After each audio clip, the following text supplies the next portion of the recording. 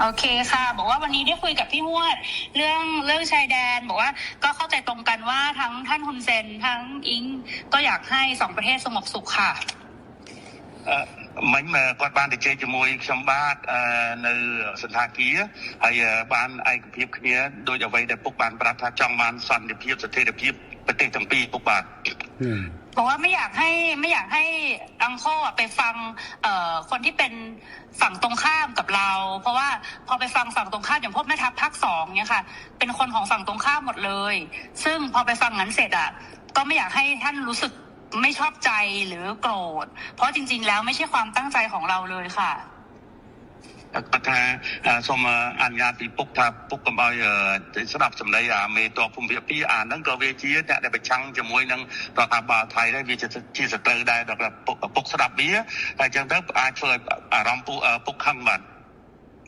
เพราะตอนนี้ทางนั้นน่ะเขาอยากจะดูเท่เขาก็จะพูดอะไรออกมาที่มั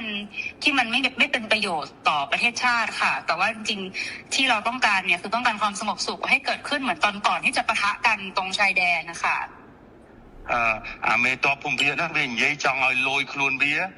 ចង់នេះសាង rating មកវាហើយទៅធ្វើឲ្យប៉ះពាល់ដល់តំណែងប្រទេសទាំងពីរយ៉ាងធ្ងន់ធ្ងរពុកបាទដែលយើងចង់យើងប្រទេសទាំងពីរគឺចង់បានស្ថិរភាពនិងសន្តិភាពដូចអ្វីមុន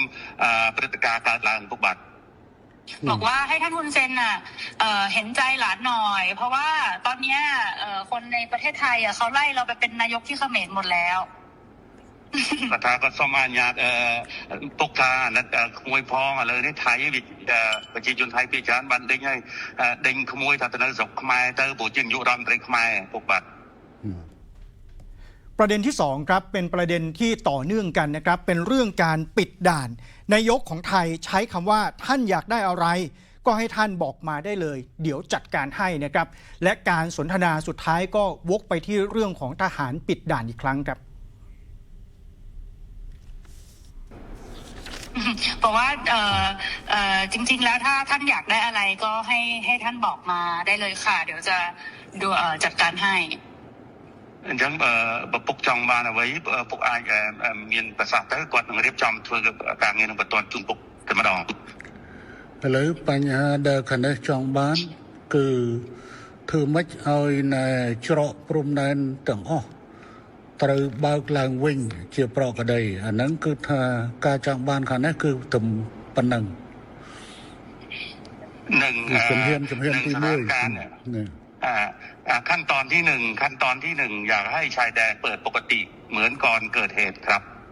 โอเคค่ะตรงกันព្រោះបញ្ហាហ្នឹងដូចគ្នាយល់ដូចគ្នាបញ្ហានេះគឺ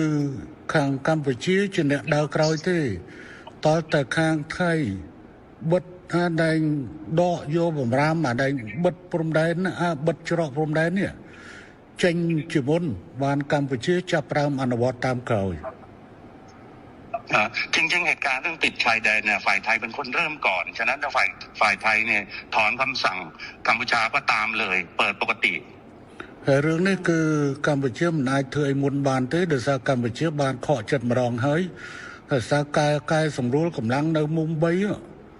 ប៉ុន្តែហើយថាឲ្យមានប្រក្រតីនៅតាមព្រំដែន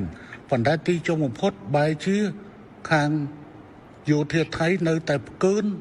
នៅបន្តស្ថានភាពបិទទល់ដែនបិទច្រកដដែលเพราะว่าเรา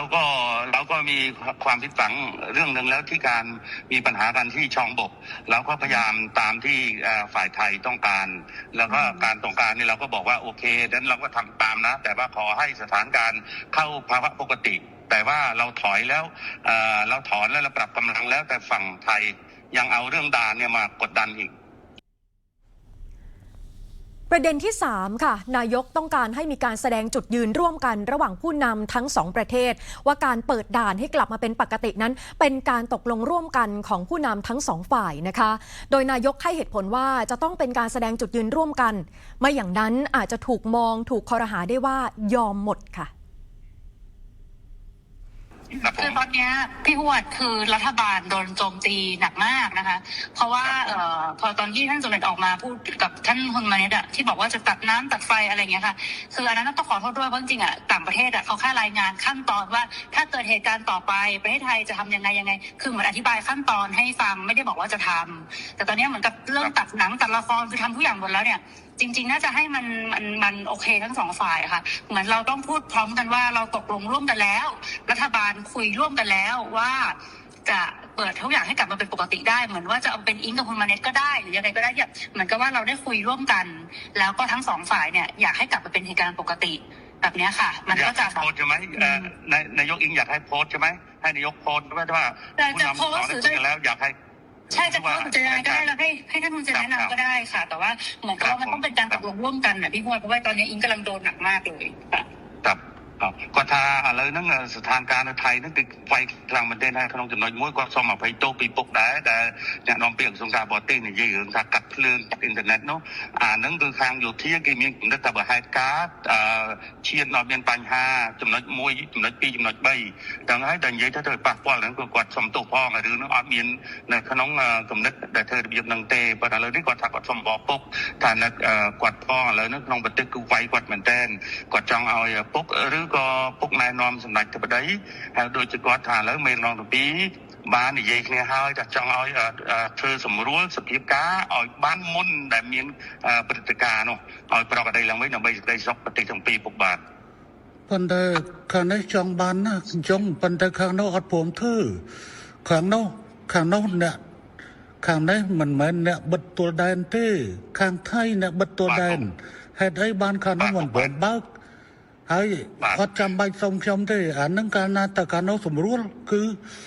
ข้างนายกรัฐมนตรีคนมันนั้นคือนั่งสมรู้ตามเขาบาทถูกบาทจริงๆเนี่ยท่านเนี่ยเป็นคนที่อยากได้เรื่องเสถียรภาพมากท่านนายกแต่ว่าทหารนี่มันมาปิดด่านก่อนอะไรก่อนนะมันเริ่มต้นก่อนกดดันก่อนฉะนั้นต้องเปลี่ยนทหารพร้อมไหมในการเปิดด่านพร้อมค่ะทั้งนี้ตามหมดทั้งนี้ตามหมดฮะทั้งนี้ตามหมดเลยท่านคือเราเปิดให้ได้อยู่แล้วพี่พวดแต่มันต้องเป็นการบอกว่าเราตกลงร่วมกันว่าเราเปิดไงพี่เพราะถ้าไม่อย่างนั้นของอิงของอิงยอมหมดไงอิงก็คือจะโดนเพราะว่าคือเพราะตอนนี้มันเลยมาถึงเรื่องก่อนด่าแล้วว่าหลังจากคลิปเสียงนี้เผยแพร่นะครับเป็นฝ่ายสมเด็จฮุนเซนครับที่ออกมาชี้แจงก่อนนะครับโดยชี้แจงผ่าน Facebook ยอมรับครับว่าช่วงเย็นวันที่15มิถุนายนได้คุยโทรศัพท์กับนายกไทยนาน17นาที6วินาทีซึ่งมีล่ามเพื่อหลีกเลี่ยงความเข้าใจผิดครับสมเด็จฮุนเซนได้ส่งคลิปเสียงให้กับบุคคลประมาณ80คนนะครับตั้งแต่สมาชิกพรรคไปจนถึงกองกำลังติดอาวุธซึ่งเชื่อว่าบุคคลเหล่านี้มีบางคนไม่เห็นด้วยกับนายกไทยครับสมเด็จฮุนเซนบอกว่าหลังจากนั้นไม่กี่ชั่วโมงครับผู้นำไทยได้กล่าวหาว่าตนเองว่าดำเนินการทางการเมืองอย่างไม่เป็นมืออาชีพและมีส่วนร่วมในกิจกรรมทางการเมืองผ่าน Facebook และล่าสุดค่ะคลิปยาวตัวเต็มไฟล์เต็มความยาว17นาที6วินาทีถูกเผยแพร่ผ่านสื่อของกัมพูชาซึ่งบางช่วงบางตอนของคลิปฉบับเต็มนายกแพทองธารพูดถึงการโพสต์ Facebook ของสมเด็จฮุนเซนและพูดถึงสถานการณ์ของรัฐบาลที่กำลังสั่นคลอนค่ะแต่กำลังที่ช่องบกเนี่ยก็ตกลงกันแล้วว่าจะจบกันแต่ว่าอยู่ดีๆทหารไทยมาปิดด่านฉะนั้นให้กัมพูชาไปเจรจาเปิดด่านดูแล้วไม่สวยไม่สมควรอย่างยิ่งต้องทหารไทยเริ่มก่อนถ้าเริ่มแล้วตรงนี้ก็ตามหลังไม่เกิน5 ชั่วโมงทุกอย่างปกติ